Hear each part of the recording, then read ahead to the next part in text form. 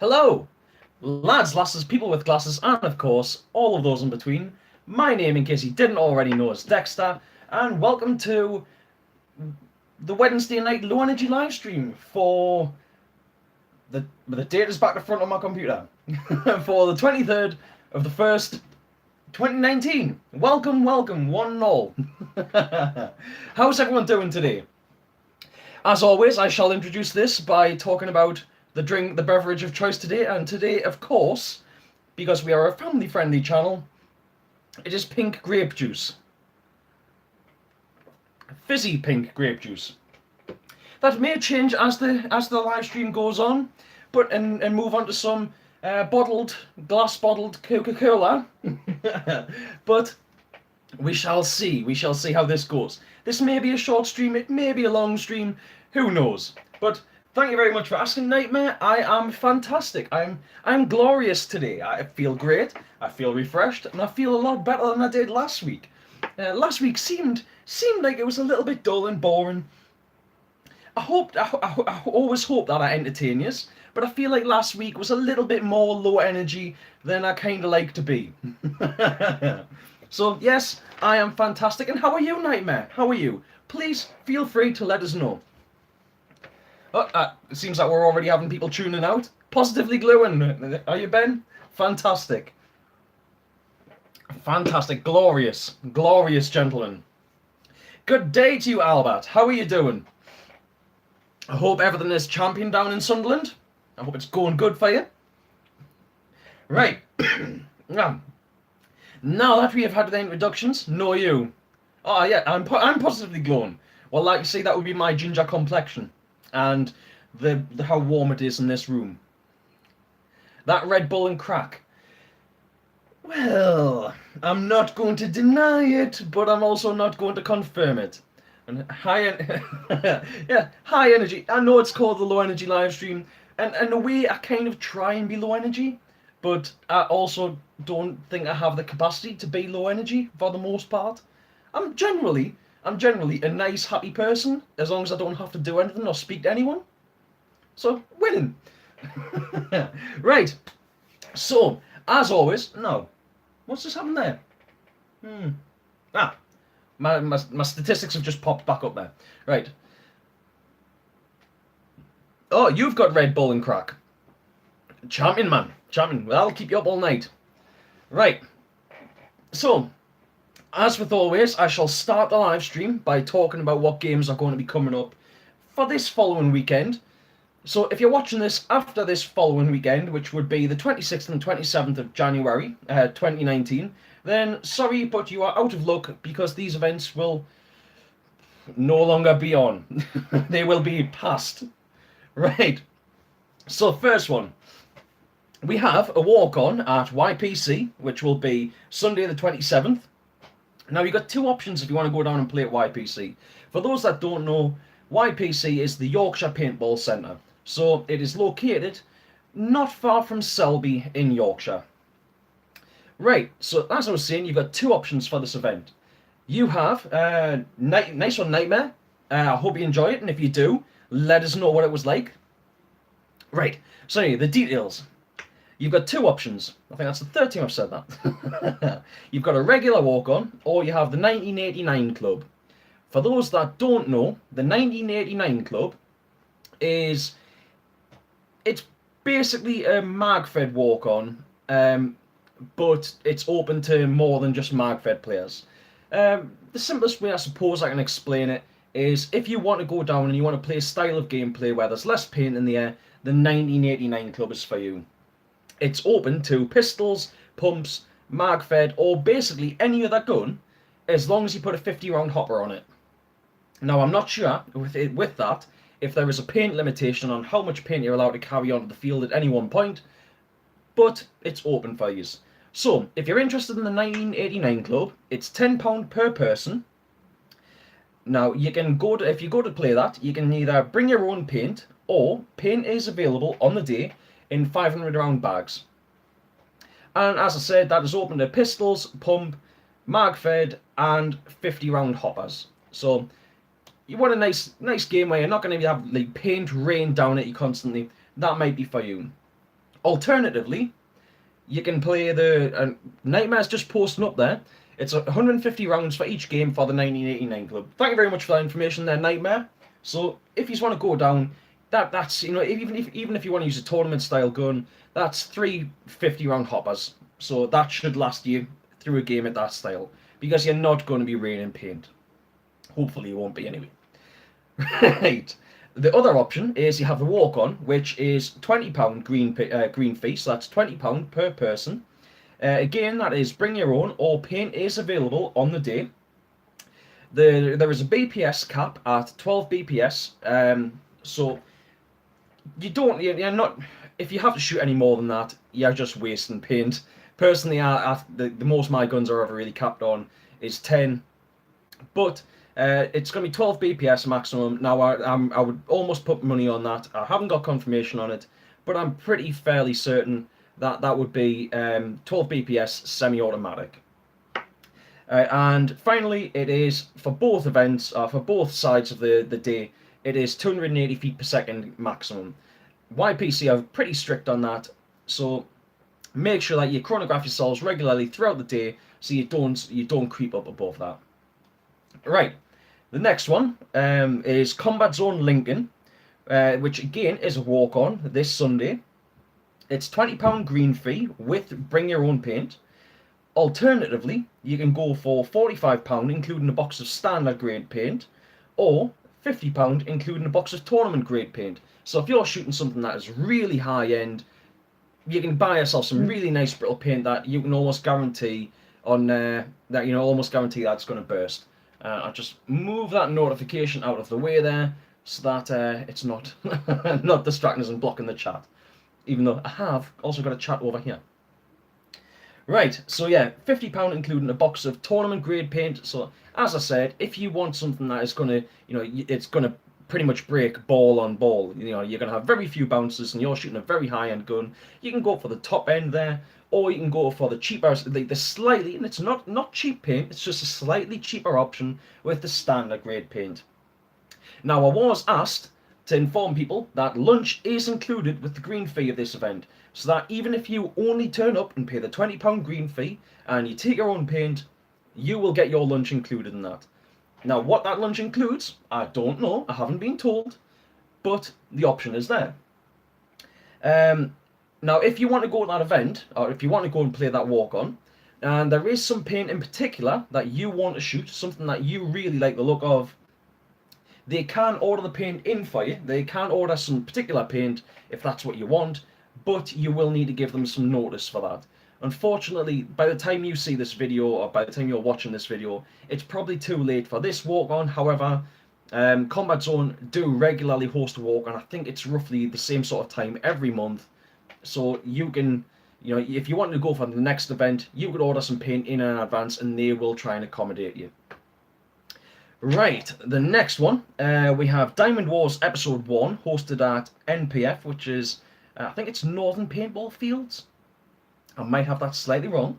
Chronic 2020, unfortunately, I don't think they're going to be able to get that one in, Ben. Right, so Diamond Wars Episode 1 at NPF, which is down in Bassett's Pool.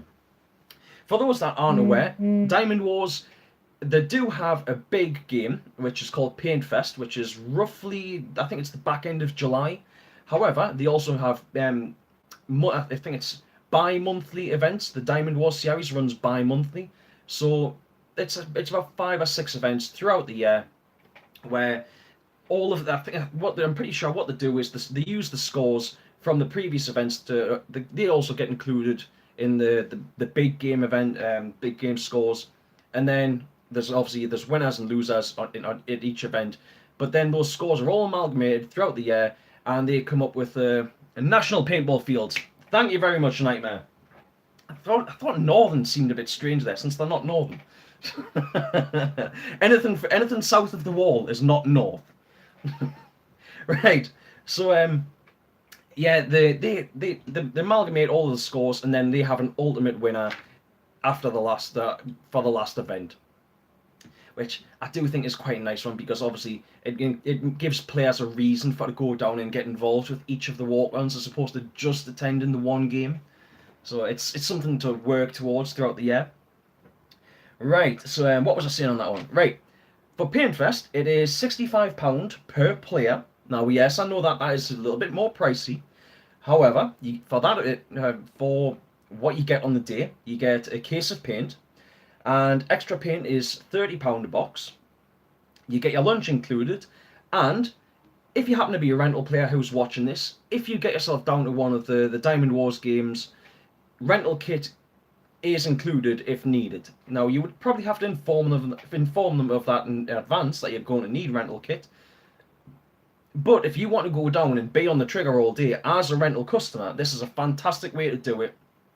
Because the average for a box of paint at a rental site, if you want to buy £2,000, 2,000 balls as a rental customer, is probably going to run you somewhere in the region of about £100. So if you go down and play this game, you're effectively going to save yourself roughly £35 just on paint, and that includes, as I said, you get a lunch included, you get a box of paint included there on the entry fee. I mean, that's not even include the £100 for a case of paint at a rental day isn't even including entry fee and things like that as well.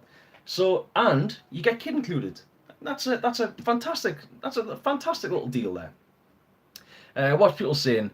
NPS have gone mech. Yes, that's another thing to point out. Thank you very much for that, Ben, there. But NPF have gone down to, as Ben says, they are doing 5.5 semi-automatic for electronic guns. Or you can go for a mechanical gun where you can pull the trigger as fast as you like, and they're happy for you to do that. But the thing is, it's a lot harder to sustain a high rate of fire on a mechanical gun than it is on a semi-auto. So they should balance out reasonably. So that's another thing that's also going to contribute to a reduced amount of paint that'll be in the air. So if you are a bit worried about being overshot or anything like that, it's a fantastic event for to go down to, get involved in, and just have some fun. Right, the next one that we have is Skirmish Dorset. There is a walk on at Skirmish Dorset again Sunday. It is £25, bring your own paint, or £45 with a box of paint. It is 10.5 semi-automatic only, or as fast as you can pull the trigger, mechanical.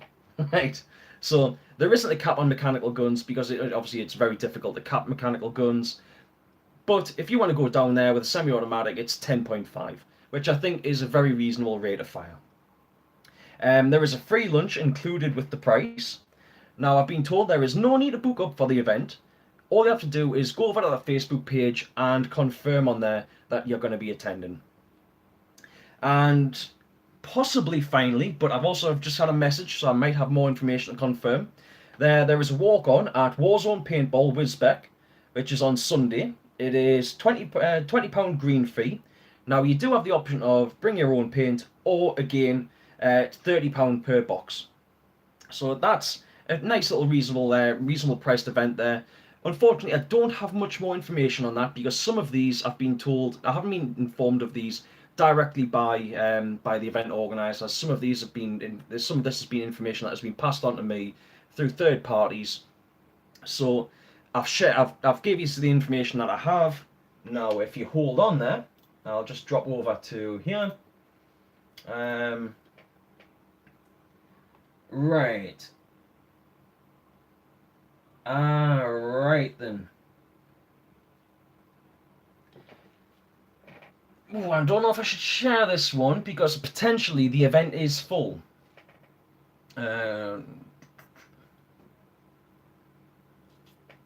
Right, we'll hold off on this one. I'll respond to the person and see if they're happy for us to share this information. If they're not, then obviously I won't. If they are, I'll let you know in just as soon as possible.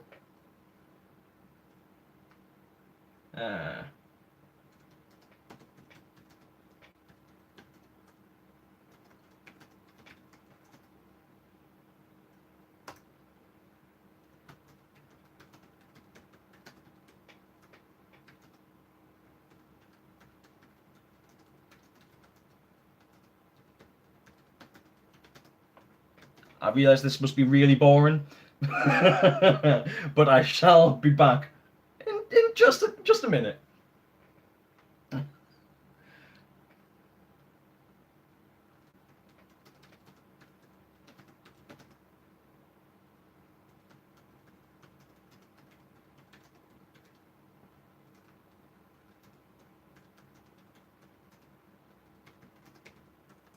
So, yes, I know all that. I'm trying to be as fast as I can, but unfortunately I'm not the fastest typer.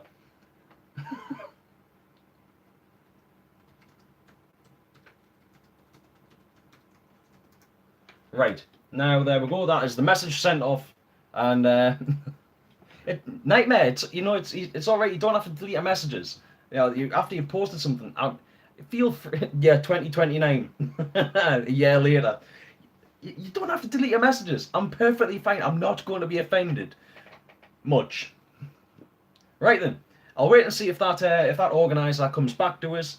If they do, as I said, I'll share the information.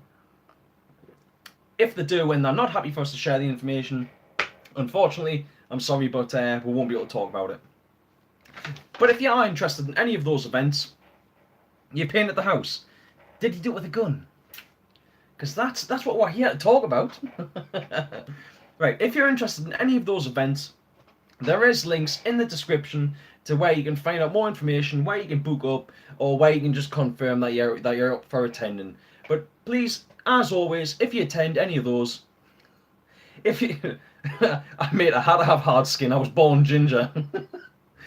If you're interested in any of those events, and you do happen to go down and attend any, like you said, you're going to Nightmare. If you go down to YPC, when you come back next week, please feel free to let us know how it went, to have a bit talk about it with me, and tell us what you liked about it, what you didn't like about the event, and then I can relate to the people watching my live stream, and we can maybe even get event organisers involved in that. We can have a bit of conversation with everyone all around, and hopefully, we can either get more people to the sites, or we can try and direct people away from bad sites.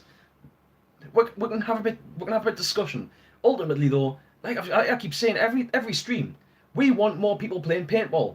Screw airsoft. It's no good. It's no fun. We want people to play paintball. That's what we want, and we shall have it. Right then. So, I haven't really got that much to share about you for paintball news this week. Share with you, it's not about you. But I've got a couple of things that I'm very excited about because of my play style. I've got an event that I have mentioned before, but I feel like I should bring it back up again. And a return to YouTube. So now all of these things, really, they've got much larger followings than I have. So chances are you've probably heard about them already, but I'm going to tell you about them anyway. I'm going to tell you about them from my perspective. Right. So, the first one, we shall go for Everwar, hosted by the Wild Geese. Now, I'll just stick something in here, so I don't lose my page. Because, yes, I am such a boomer that I am still using a notebook. And I shall continue to use a notebook, because it's easier that way. Right then. There is an event coming up, unfortunately. Why haven't I got the dates? Why didn't I write down the dates for this? Can I? Right. Right, Everwar, hosted by the Wild Geese at Skirmish. Which Skirmish site was it? Oh dear. Oh dear. I didn't organise this very well today. I never organised this very well. Right. Skirmish Wickham. Right. Everwar, hosted by the Wild Geese, is going to be held at Skirmish Wickham. It is a one-day event, which I believe is the Sunday. It is March the 24th. The event is going to be on. I'll have a quick gander through my calendar. Oh, I'm going the wrong way. Right, so, March the 24th. Yes, March the 24th is a Sunday. And it's going to be £40 on the day. It is a £5 deposit on tickets. So yes, you do have to book in advance, but it is only £5. It's site paint only.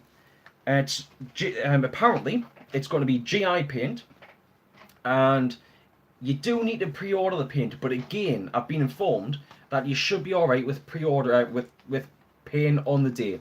So if you for a 1 day event, send them a message, say you're going to be going, pay a £5 deposit, drop them a message saying, look, I'm coming along, can I have 1 box of paint? They'll put it to one side for you, you turn up on the day, you pay your entry fee, you pay for your paint, and you crack on and you have a good day. Now the idea with Everwar is it's going back to kind of paintball's heyday in the UK of around about 2009. Paintball was doing really well. We had events at the time where, I mean, the regular sort of occurrence at some of these events was like 600 and 700 players, and that wasn't for like the big one-off events. That was for some of the events that were, I mean, there were regular occurrences throughout the year, but this was maybe every other month. We had like 700 players turn up to events. They were doing fantastic at the time, and that's what we kind of want to bring back. We want to get a lot of people together, want to have people going out and playing, and just having fun. You know, like I said, the way that paintball was back then. Yes, around about the time of paintball 2.0, Ben. Unfortunately, you know, why walk on playing on Sundays? You know what it is, Albert. I'm not too sure on that one.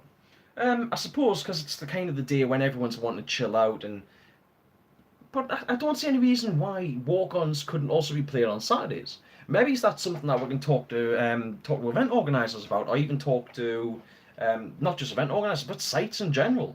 See if we can get some events put on Saturdays. Because if there was some sites that were putting walk-ons on Saturdays, maybe there'd be some people that'd be prepared for to go that couldn't necessarily get on a Sunday, but would go down and play on a Saturday. And maybe there might even be some people that would play on the Saturday. You know, those single people who don't have commitments at home, that would go and play on a Saturday, and then also be ready to go and play again on a Sunday. You know, they might go and play, say, like at YPC on the Saturday, and then have a drive up to District 23 and play on a Sunday. Yes, that would make sense, Ben. The whole stag do thing makes a lot of sense. I can't really fault the logic on that. Stag do's, birthday parties, things like that. Those are where sites do make their money. So, if it, for most legit sites, they're not going to want to send a group of players out onto a field where they don't have a ref on them. Of course, that means that they've then got to hire in an extra ref. If you have, it's not even stag hunt as a nightmare. It's more just people that are, you've got your stag groups, and then if you did have a walk on at the same time, separate to the stag groups or birthday parties or whatever, those two groups, they're both going to need marshalled, which means hiring in a marshal for both groups or multiple marshals for both groups, depending on the size. Now, some sites that I have played at in the past have been fine with walk-on groups self-marshalling. But the problem is, if you, let's say if I turn up at my local site on a Saturday and I pay to play, and no one else turns up, well, it's a bit shit now. I could maybe get me money back off the site if they're happy for that. But the only other option, of course, is that I join in with the rental customers.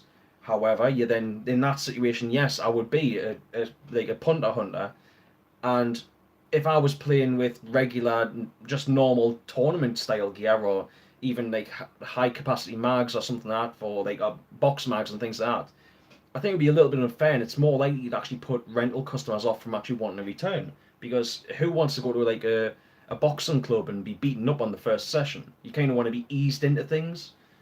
There was a reason I was told by Shock Horror Tim, but for the life of me I can't remember. It's probably along the lines of the whole punter hunting thing, Ben. Albert, sorry. I could actually, I think Ben's suggestion of it being that is very valid, but I do think if enough players were to maybe book in advance, as opposed to having a scheduled walk on, like a monthly walk on or something like some sites do have, then there's potential there, and especially if the site was okay with your self-reffing. So maybe it's maybe something that we can talk about and maybe arrange. We could maybe arrange something with that. Obviously, because I know you're in my sort of area, Albert. It's maybe something that we could organise with BZ for to have a Saturday walk on somewhere and see if we can get some players that can't make it out on a Saturday. Oh, sorry, make it out on a Sunday. I mean, that's one of the reasons why I kind of like the nightly games at District 23, was because when I was working permanent weekends, which obviously only just ended last week,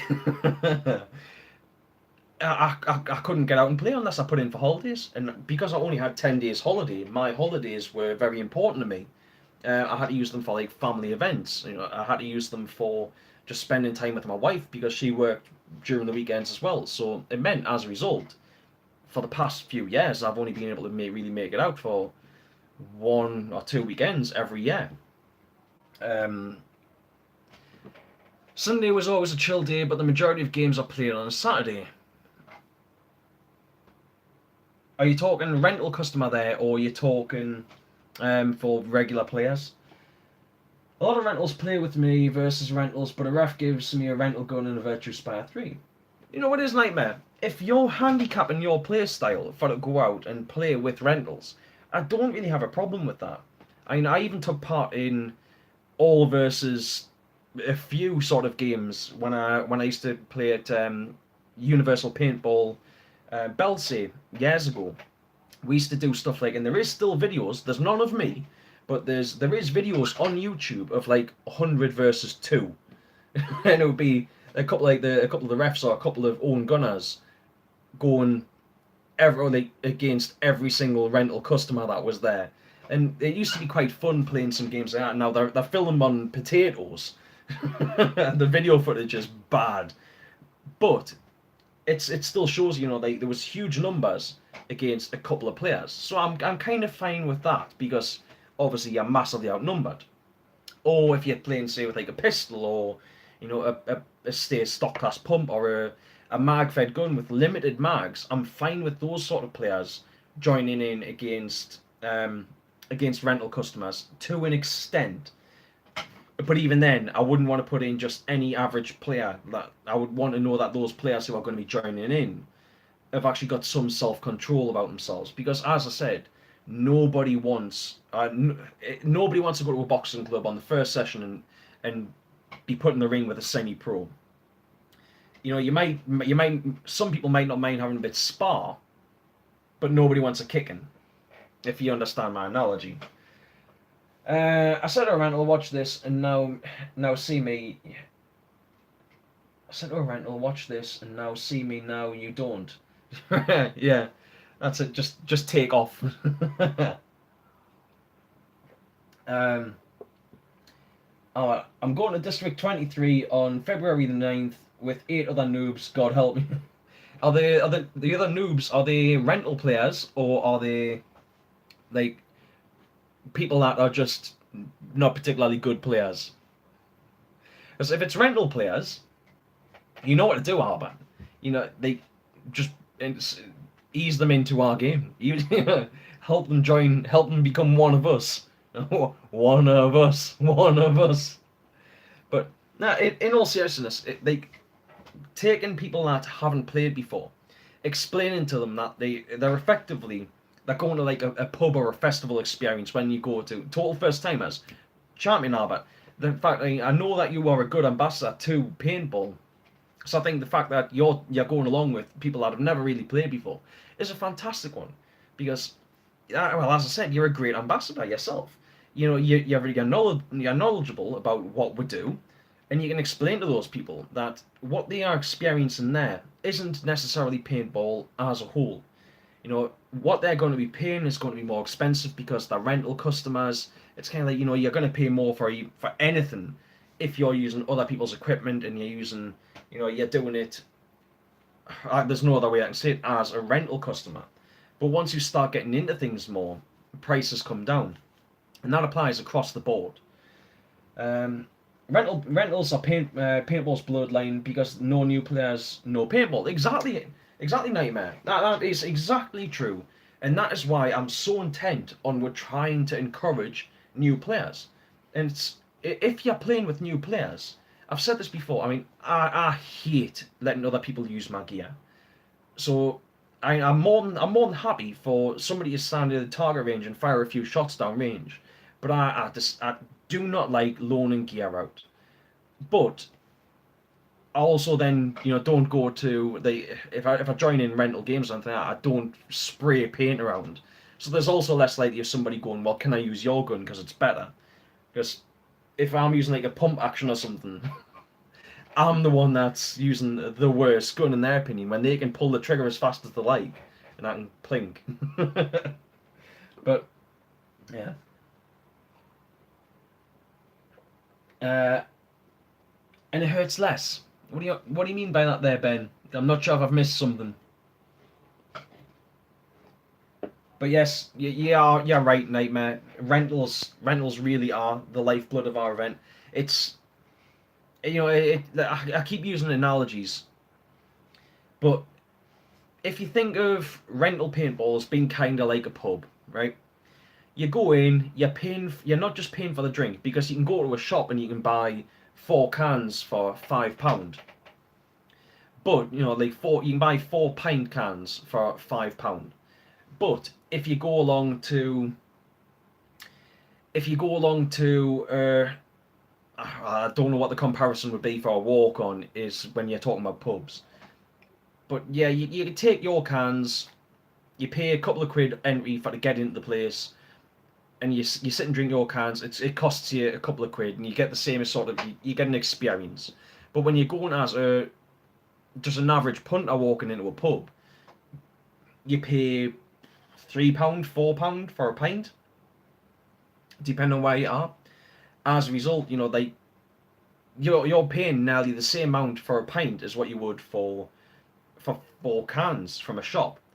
But when you just buy from a shop, you don't get the experience that you do by going and sitting in a pub and having a crack on with your mates. Right. Not a bad deal. 3 hours test a game, £25 all in. That's very good, Albert. Seems that District 23 are running sort of quite short events at the minute. But it's a quick way because obviously I think I'm not sure how a full day District 23 would play. I think it could be. I've actually played pretty much a full day District 23, and I had great fun. But because it's only a small site, I'm not sure how everyone would feel about doing a full set, like a full day. So doing something like a 3 hour tester game, it's a great way for to break people in, for to ease people into the game, and just it's not even expensive. I mean, £25 for I'm guessing with £25 they'll probably do what is it like 3 or 4 mags. So 3 or 4 mags, your gun, your mask, well paint as well. I'm assuming. So and that's probably what like 500 balls. I'd guess. That's a good deal. That. The thing is though, are you going to use your own gear, or are you going to use a rental magfed? Sight balls bounce, Ben. Well, I'm guessing you're talking about District 23 there. Not all of them do, but of course with them using magfed gear, they do generally buy in thicker shell paint, so there is more chance of it bouncing, and yeah, there's more chance of it bouncing. Oh, hang on, you're saying no? Oh, go on, more information than Ben. Right, Nightmare. Rentals see my channel and it makes them happy to see you in cool paintball gear. Well, yeah, that's it. If they're seeing more about what paintball is, they're more likely, in my opinion, to come back because if they see that there's more. A lot of people just have this image in their head that paintball is just stag doos or complete wannabe soldiers. Now, I've said before, if you are, if you're a LARPer, a milsimmer, whatever you want to call yourself, a magfed player, I have no problem with that. I don't discriminate against play styles. We're all just shooting round balls of paint at each other. We're all just here to have fun. But a lot of people do have this image that paintball is either wannabe Rambos you know, who dress up in all the military gear and all that sort of stuff, or rental days. They don't know that there's everything else in between that. So when other players can go along and rental customers see some of that stuff, we can both we can intimidate them sometimes by because as I keep saying, you know, it's like the idea of like a pro person turned up to a beginner session. People are going to be intimidated by the pro person no matter what, no matter what the sport is or whatever the event is. But at the same time, people can see that this is what you can do if you spend a little bit of time, spend a little bit of money, do a little bit of training, things like that. Sight balls generally bounce, so hurt more. Ah, yes, and that's true. Yeah, you're gonna find that with bounces in general hurt more because the energy doesn't dissipate when when a paintball normally splats. The energy is spread out over more space. When it doesn't splat, obviously it just transfers that energy straight onto you, and thus hurts more. That's how I understand the physics behind it. Ben, you're a lot smarter than me. Smarter than me. Feel free to correct us there if you need to. All paint is included. You're only using your mask. Good man, Albert. Good man. Yeah, I think that's very commendable. And plus, I don't know if I could use a mask that's been used by hundreds of other people. You're going to take guns, but only to show them. Respectable, man. If you can, and it's probably something that's already going through your head, but even set them up and take them out and show them what those guns can do, and then just take them away and put them away. Say, right now we're all level pegging. I said to Annie at Christmas, I'll play with a rental and switch team after each game. I'll use my mask and hop around pod pack. That's good man, nightmare. That's it. You can show people, and it's something I've mentioned on this before. The next time I can actually get myself to a normal walk-on day or a normal rental day or anything like that, just a normal play day. That isn't CQB. I'm not going to do this at District 23. I'm planning on basically just running effectively a rental setup. I might put an electro hopper on just so I make sure that I've got a constant feed of paint. But for the most part, I'm going to run just a rental setup and show that you don't need to have an amazing high-end gun. Hopefully show you don't need to have an amazing high-end setup for to get out there and pawn faces. Hopefully. I might just do terrible and never upload any of the footage that I record, but we'll see. Right. So I think I've got all your comments there, so I'll move on to the next thing. So yes, please check out, there is a link in the description to Everwar, which is going to be hosted again by the Wild Geese at Skirmish Wickham. Right, the next thing. We have a potential return to YouTube. Some of you may have seen, some of you may have not seen. The Hidden Hedgehog has been teasing on his Facebook page that he is making a return to YouTube. And this is after around about 3 months of not uploading much, and even before that, he hasn't really been uploading the same sort of content as he had been previously for a little while now. And it is a bit of a shame, because whether you love Ashley or hate him, you know, whether you agree with what he says or not, and like, for example, we talked last week about the whole paintball has evolved thing and should bouncers count or not, whether you agree with him or whether you like him or not, he is a very good promoter of paintball. When people search paintball sniper, he's pretty much the first thing that shows up. He makes very, very good content.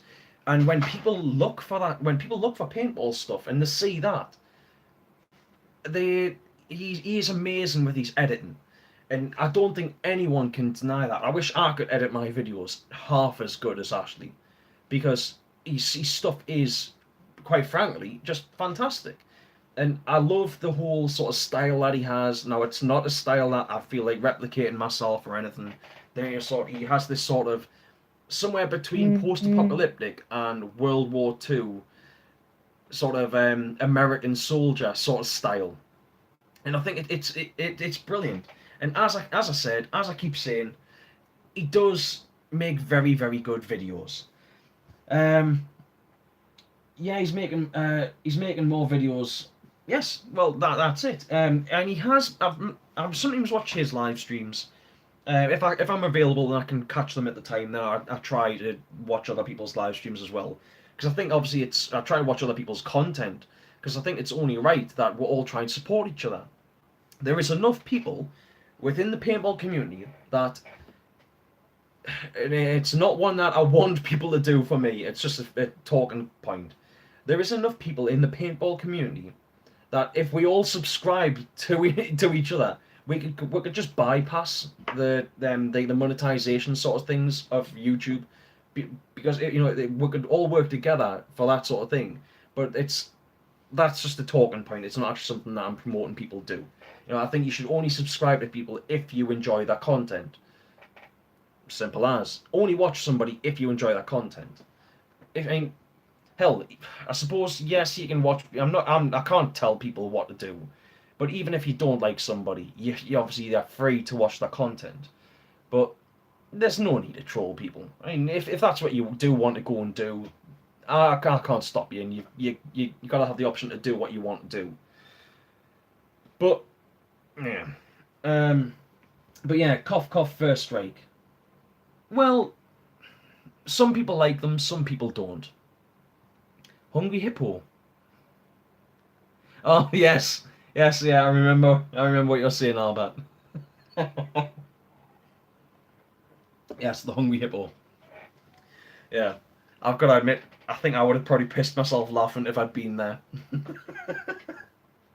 But anyway, right, yeah. But like I said, nobody can deny that whether you like him or not, the man is very, very good at what he does. He makes fantastic content that is enjoyable by people across the spectrum. Across the spectrum of players. I've got it. Even watching his stuff. What? Yes, we're touching on this again. There is a reason that we're touching on this, Jan. I was just saying, the Hidden Hedgehog is apparently making a return to making content on YouTube again. And I've said before, I think the bloke he makes fantastic content, amazing content, and it's great for drawing people in because they see that, and a lot of people want to go out and recreate it, which can only be good for us. It's only going to help draw more players into the game. Right, now, I've got a message back there, so...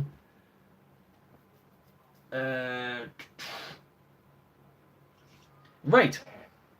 I'm kind of getting the go-ahead. I'm pretty sure I got the go-ahead, so... I,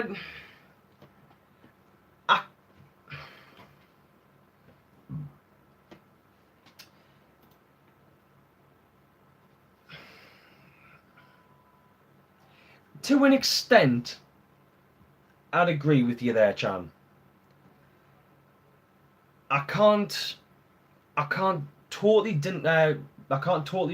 argue with you, but you've got to remember what he's making isn't gameplay footage; they are stories. And as long as people understand that what he's making are stories that include gameplay, I think you can't really argue with that. The sees vids and think, oh cool, when they go play, they won't get that. Novices won't. Well, yes, but I think that same argument could be made for anybody. I mean, I try and be as open and honest with my footage as I can be. I mean, that's why you'll see me post videos where I get shot to shit. Because I want people to understand that what we are playing is a game where you're going to get shot. There is no denying that. I mean, yes, you might have days where you're lucky, but for the most part, you're going to get hit more than you hit people. Unless you are playing like punter hunting and things like that, in which case, yeah, you're probably going to do better. You're going to probably have a higher kill to death than death to kill. But for the most part, I understand what you're saying there, but I think that's the whole point. He doesn't deny that he's making. He doesn't pretend that this is what everyone can do. And I also think that I was sitting at the back with First Strike. Um, Sitting in the back with First Strike. Well, yes, he does, but that is also the role that he is choosing to play. Um, it is. It's the game style that he's chosen. I mean, maybe it's not so much with. Well, you could even say that same sort of thing with um, when it comes to tournament style players. You've got players who stand at the back and shoot. They're back players.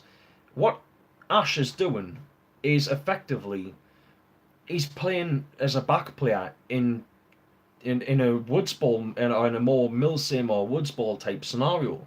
I think that's the best kind of way that I can describe it. But I do still think, regardless of what you think of him, he does make very good content. Now I will agree with you that yes, you know, people that don't know any better might see that and think that they can all go out and recreate that immediately.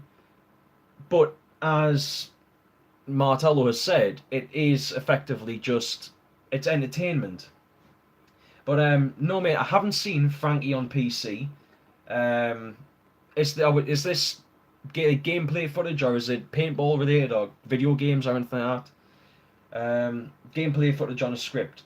Well, you see, what I do like about Ash is the fact that, and I suppose it's very possible that Frankie on PC does the same sort of thing, is he takes those clips of him playing, like legit clips of him playing, and then imposes them into, or transfers them into these stories that he makes, which I've said are good stories. Um, I don't agree with his opinion on changing the rules on paintball. Well, in fairness, Albert, he was only talking about MagFed events for changing the rules on paintball. But you can't claim a better hit ratio if you're playing with an advantage from a defensive distance. Yeah, yeah, I'll give you that. But that's can't claim a better hit ratio if you're playing with an advantage from a defensive distance. Um, I can't. I can't agree and disagree with that. I can both agree and disagree with that. Because, like I said, what he is doing is effectively playing a sort of a backman position on what people would do on a tourney field. Um, so I can't really. I understand. Well, I've heard that there is when it comes to like real snipers, there's people that kind of have the same sort of opinions on that. They're not real soldiers because they're not up in the combat. I think they all whether it's real or paintball or airsoft, they have that place. But I think obviously with the hidden hedgehog and other paintball snipers, you've got to kind of remember that if First Strike did reduce down the price, if you could buy First Strike for the same price as everyone else, as regular paint, and everyone had the same sort of capacities of firing First Strike, a lot of these paintball snipers, their abilities would be gone, and their advanced playing ability would just be gone. It would then come down to pure skill it would come down to skill and luck, as opposed like paintball used to be without First Strikes. PC gaming, but it's scripted gameplay with other people, then re-edits and tells a narrative. So it's basically creating, well, yeah, just creating a story. It's effectively like what you're saying there about PC gaming. Even if you just take that, it's creating a story from something else, which is it's what Ash does. That's exactly what Ash does. Except for he's playing it in real life, where obviously Frankie on PC does it by game. Right, Nightmare. You're buying the BZ camera for your footage. I'm not familiar. I'm not sure what camera you're on about. Could you share a link? Could you share a link in the chat so that we can see what camera that you're on about? Guy who sees less action isn't going to get hit. You're right there. I can't argue with that. Well, at least he's not going to get hit as much. Plus, with an outranging advantage on defensive. Now, true, that is where there is a difference, where there is a genuine difference between, like, say, like a Tony back player and someone with first strike. However, that would be where you would employ your own first strike snipers to try and sort of counter snipe, or even just provide cover, so that those front players can push up, which would just in a more woodland or magfed or scenario game environment would be, I suppose, your Russian players. Rushing, not Russian. pretending you're doing something properly. Well, that's the thing. He is doing something properly. He is playing his role very well. Well, yeah, that's basically what we do. we're the people at the front getting shot to shit, but also doing damage. We may be fat, but we can roll in there. Well, apart from you, Chan, no bellies. But yes, that's the thing. He is doing his role properly. I can't refute that. But it's just that difference between people that like to kind of get in there and kick people's teeth in, and people that like to sort of hang back and do stuff from range. There's no shame in being a player that likes to hang at the back and launch paint. If that's how you enjoy playing paintball, then I can't really diss somebody on that. It's not my play style. It's not yours, Chan.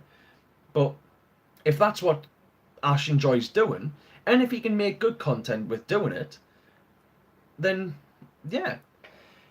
He plays as an actor would. He's not really playing in vids like you say, they're stories. Well, yeah, that's it. I mean, in a lot of his videos, well, obviously, they're part scripted and part not scripted. Obviously, the parts that are scripted are the parts that he then adds in later to make a story.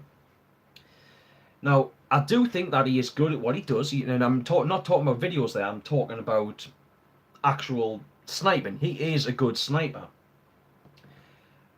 But I'm forgetting where I was going with that. Balls out, up close gunfights is Nest's bread and butter. Yeah, but that's it. We've always been we've always been a team that likes to get in and fight. It's why we've had teams that we've had generals that have specifically requested us to go and play for them. Yes, would do damage, and that's only a small group of them. We're not a huge team. People don't like it when you get up in their face. Sorry about that. Right, so the BZ paintball camera is... Right, Nightmare, is that a camera that is actually on the BZ shop? 4 to 5 man death squad. Yes, indeed. We are, I wonder if we can get patches made up for paintball death squad. The only difference is we don't put people up against the wall and shoot them. BZ paintball.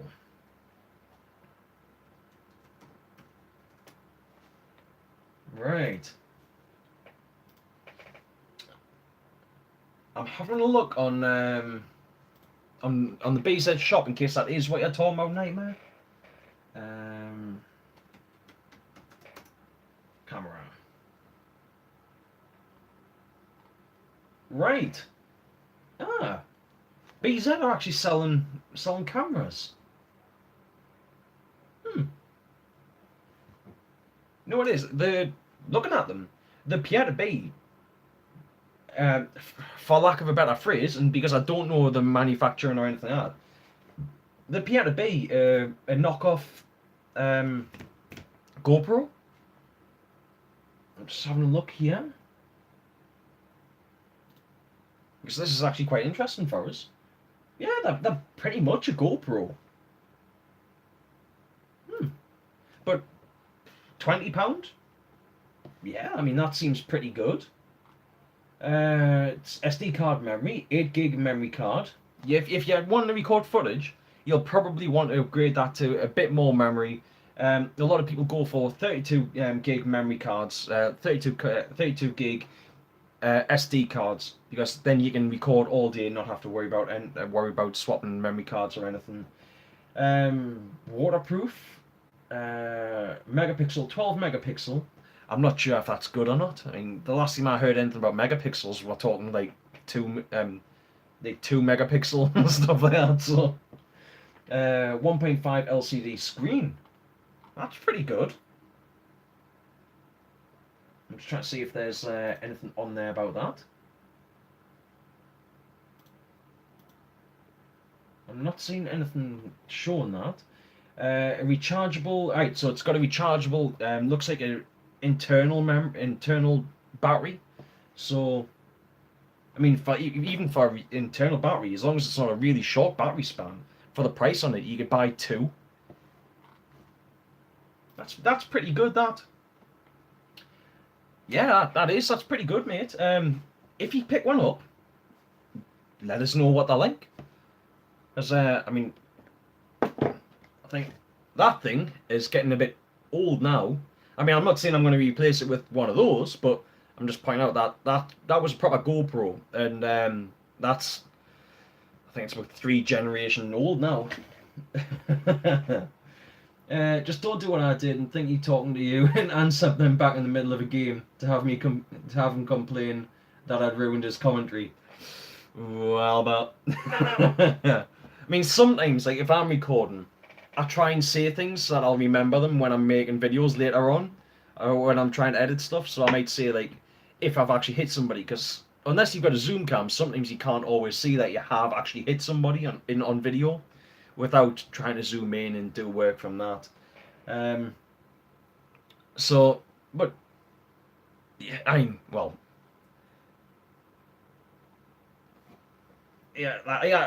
do try and I sometimes do like a little bit of commentary, but I'm not gonna like sit and talk to myself the entire time, and I certainly wouldn't, like, if somebody spoke to us while I was recording, I'm not gonna kick off. It's all my videos, so that most of my videos are just straight up gameplay. With, like, I might talk over them, I might do commentary over them, but I'm not gonna. Meh.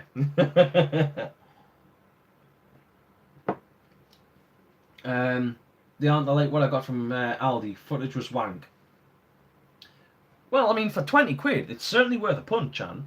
And if they happen to be good, then for 20 quid, you can't complain. But if they happen to be bad, it's 20 quid. That's if it, like you said, that's if it's the same, which most of the £20 cameras are. Well, I've got no experience with just like the £20 cameras, so I can't really say much on that.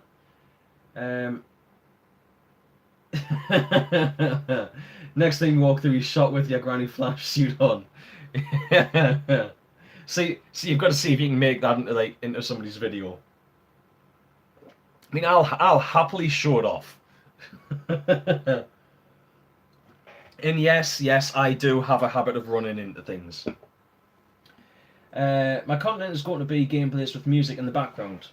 Nice one. The only thing I would suggest on that is make sure that if you're going to do gameplays with music on in the background, look for copyright-free music. Because if you put music on in the background, you can either be copyright. You can either be fucking hell. Oops, sorry.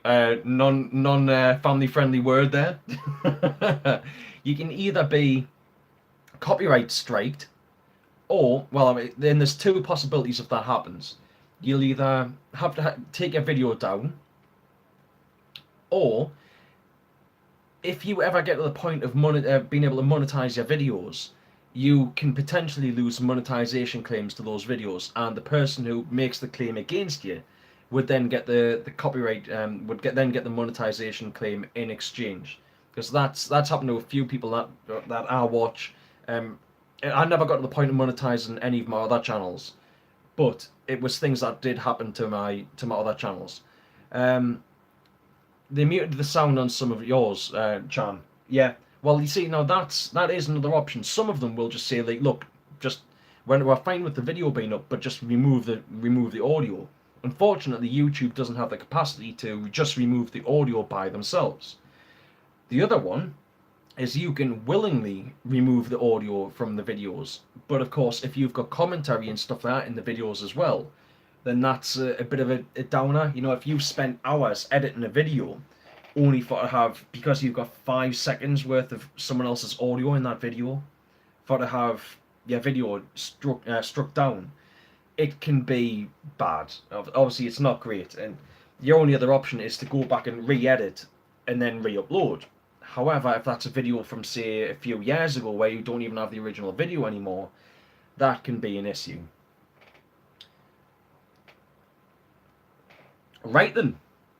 So let's get on to the next thing. I've got 2 products to give a shout out. Now, as with everything that I talk about, I try and share links in the description, so I know that there is links in the description to both of these products, and I think they're brilliant. So, if you've been watching my channel for a while, you'll have seen that I bought the umarex HDR50 revolver a little while ago, and I love that thing. I can't wait for to be able to get out and play again and take that with us. I'm planning on playing down at District 23 at some point in the future, and I cannot wait to take that pistol out again because it was so much fun. Running around with that and my sword is just amazing, just fantastic. But yes, that's it, Jan 17th. But there's, like I said, 2 products. In fact, I'm not even going to go with I'm going to go with the other one first. I can't run around with my wang out. I can, but I would end up on a list, so I'm not going to. Right. So, I saw this a few days ago, and the minute I saw it, I wanted it. Because I have a thing for sort of like revolvers and shotguns and pump actions and things like this. Those sorts of things just make me feel good. They excite me.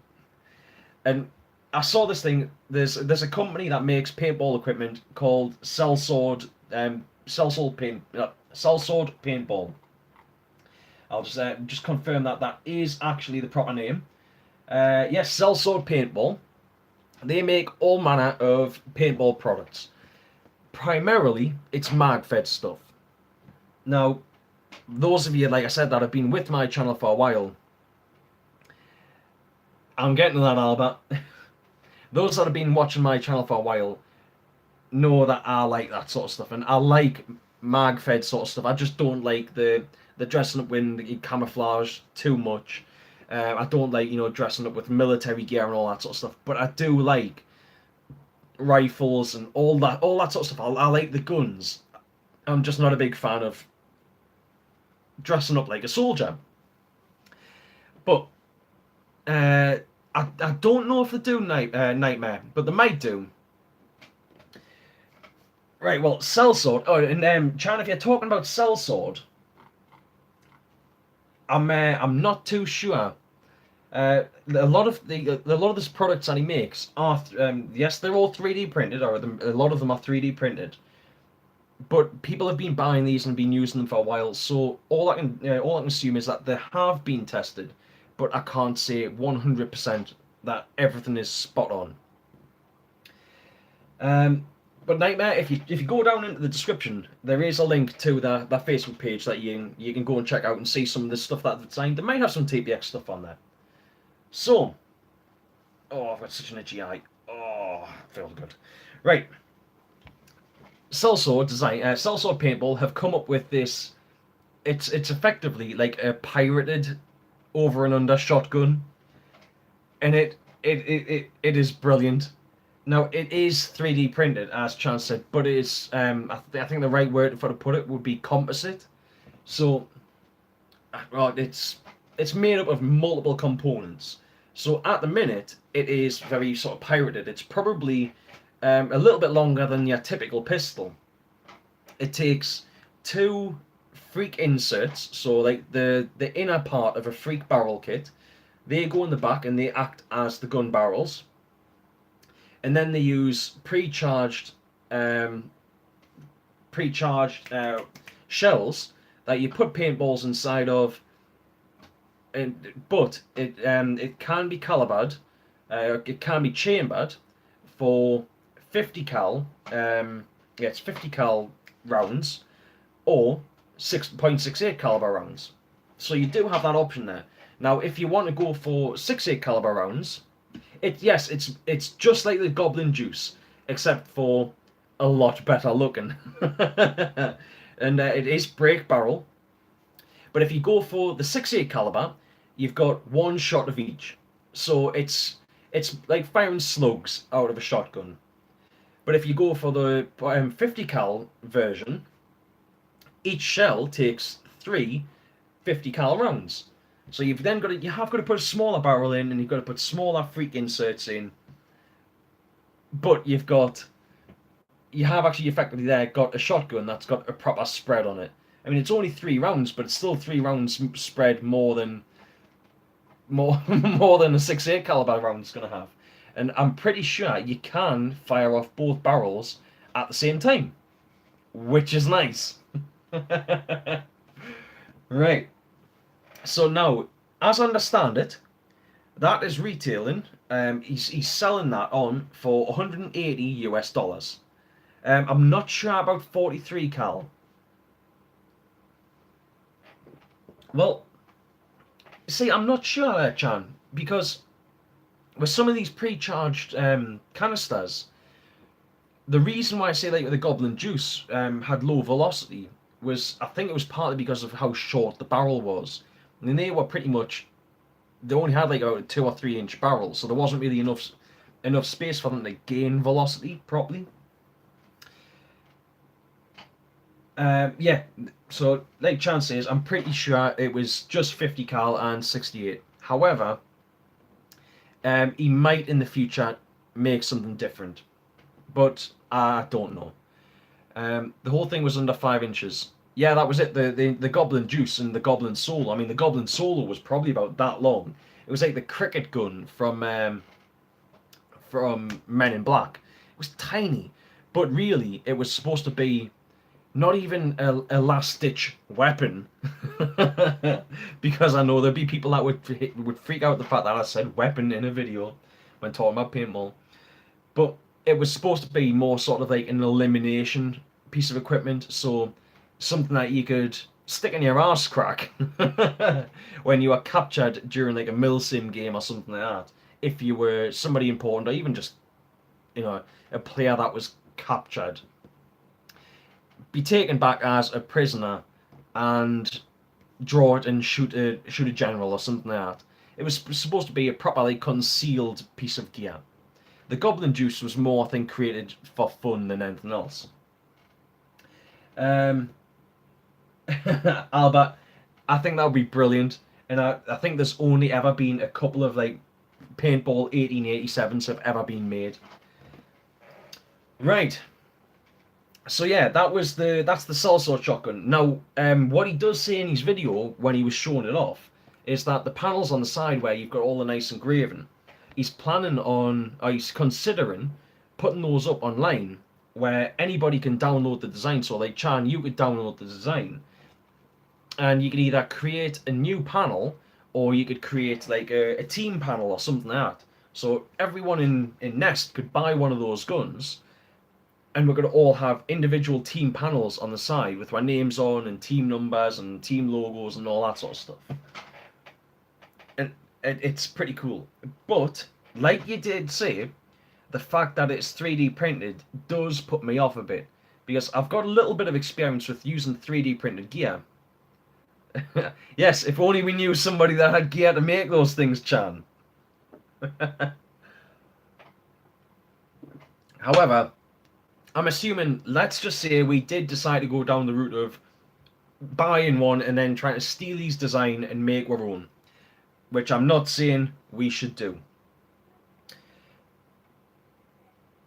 I forget where I was going with that. No, I'm not going to say it. If people want one, I suggest that we support people that are actually making proper equipment and go and buy it from the guy who's selling them.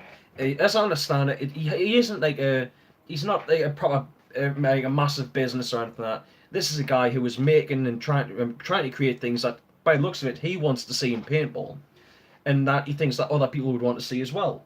So I think it's only right that we try and support people that are trying to bring in new products into paintball. So certainly no trying to make one of our own. I think it's a little bit different along the lines of when I was talking about the idea of trying to create something along the lines of the Havoc launcher, because those aren't even being made anymore.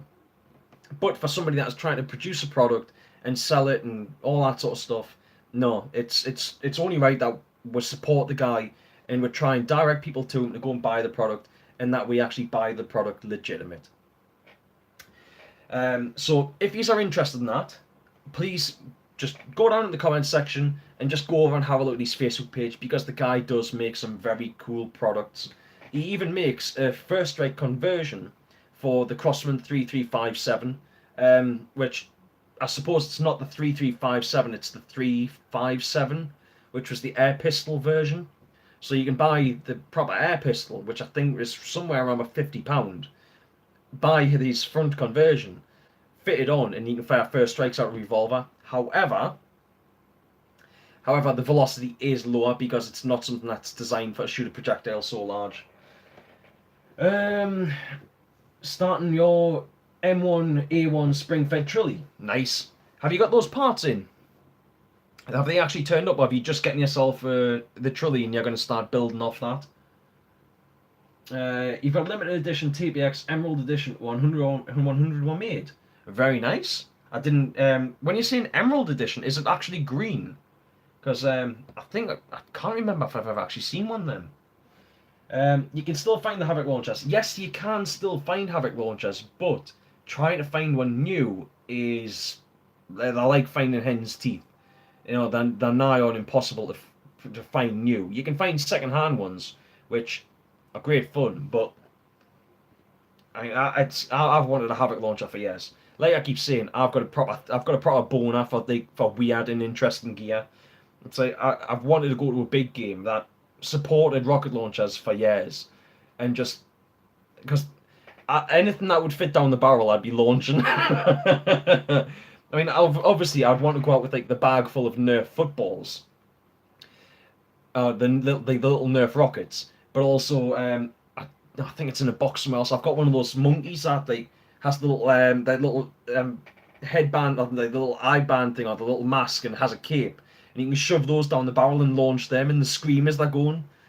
So I'd want to see if I can maybe stick a few of them down and launch them at the enemy. And there's also, if you wad some kitchen roll and shove that down the barrel, then you can pour some paint in and then shove some more wadding down the top, and you've got a blunderbuss. And the idea of doing stuff like that it appeals to me so much, and I've wanted a Havoc launcher since I saw them on on Hustle Paintball years ago. Right, was waiting for Rich. I think he needs an ego board. Right. Is that for his 11? That's is it still not working right? The ship in about a week. Nice one. So hopefully we can get those parts in soon, and we can make a start on my Phantom rifle as well. Green and black TPX called the Emerald Edition came out last year, but I got sent one in the post. Very nice, mate. Very nice. Right. So I'd like to have a go of a paintball bow. Have you never had a go of the Q bows, Albert? I think it's the Q bow. That really good fun, but for to get anywhere near 300 feet per second, you need to have a fair amount of draw force on it. Ghost rifle sounds better. I don't know if Ghost rifle sounds better. I think skeleton rifle. Now that's kind of something that kind of sounds a bit cooler. Because if I'm going for that's it, the air bow. Yes, that's it, the air bow. Paintball blowgun. I think most of you have tried that at some point. it doesn't work very well. However, I don't know if you'll have tried this one yet, Nightmare, but if your gun ever goes down in the field, which sometimes does happen, now you'll want a longer paintball barrel for this. The barrel out of your TPX won't particularly work very well. But what have I got at hand? Right. So what you can do is especially if if you're overboring. So I don't know if you know what overboring is, but I'm going to assume that you have. You can drop a whole load of paint inside, so that it kind of fills the barrel, and then you flick it at the enemy, and you can get a bit more speed up, and you also get a bit of a spray. They come out faster than if you blow them. So it's sometimes, well, you're unlikely to hit anything. Yeah, that's it. Fucking Expelliarmus. But yeah, you're unlikely to hit anything, but it still keeps paint going down range. Of course, the other option is that if you're in that bad of a situation, you just start throwing the paint at people. However, sometimes, depending on where you're playing and what you're playing, paint, if it's not classed as an elimination, even if you burst paint on somebody, unless it leaves the end of a barrel. So, let's say if you're playing in a tournament game where those are the rules, you can splat a handful of paint against somebody, and it won't count as an elimination unless they don't know about the rule and just call themselves out. So, the more you know. Doesn't that piss the guy in front off? Yeah, that's it. Things like this. They're great ways to piss people off. Right. But yeah, the air bow, fantastic bit of fun, but you have to have some serious draw weight on it. I'm not sure if you ever met Monkey. There was a lad who used to play up at Universal a lot and used to come to some of the big games. He had one for a little while, and I'm sure his was like a beginner's compound bow that went up to somewhere like around about 60 foot-pound. And I'm pretty sure we were getting like just over 200 feet per second with a 60-pound bow. Now, granted, it is easier to pull and hold a compound bow than it is a recurve bow, but you're probably looking at like knocking on a 100-pound bow for to get upwards of like 2 feet, 250 feet per second. 250 feet per second, or maybe it's even like 260, 270. So it's a lot of you're going to need a lot of upper body strength to be able to use an air bow all day. But I cannot deny that they are really good fun to use. And the thing is, they're not as simple. They're not even as simple as just pull the bow and release and pull and release and pull and release. You've actually got to, unless the design has changed, you've got to like pull a little tab thing on the side, then pull the bow and release. And that fires your shot, and then you do it again and fire your shot. You have to go through all that just for to be able to use your bow. It's effectively kind of like you kind of got to cock it to then cock it, and you can pull the bow and just release the air, but it won't actually really load in the next shot. Paint blown, yeah. Well, the thing is, if you can do it, and if you've got something like a flex mask on.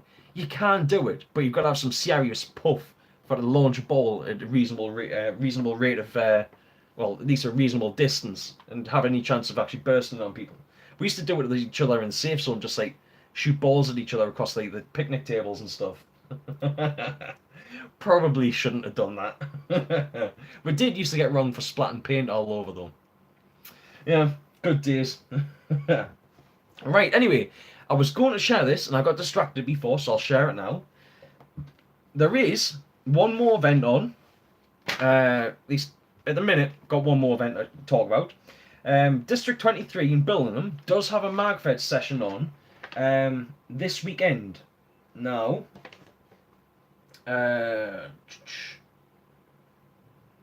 one sec. Unfortunately, I haven't got any confirmation of what day that is. Either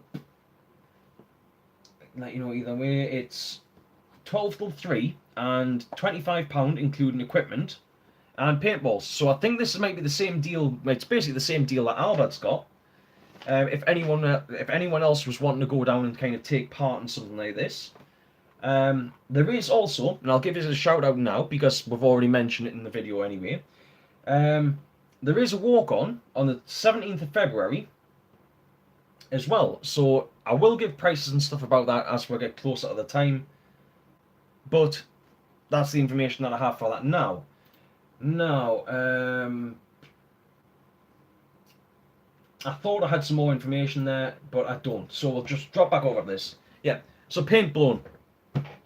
If you can get away with it in game without also like running the risk of getting your teeth shot out, because you got to remember, the paint that you're blowing out is going to be the paint's going to be coming back a hell of a lot faster. Right.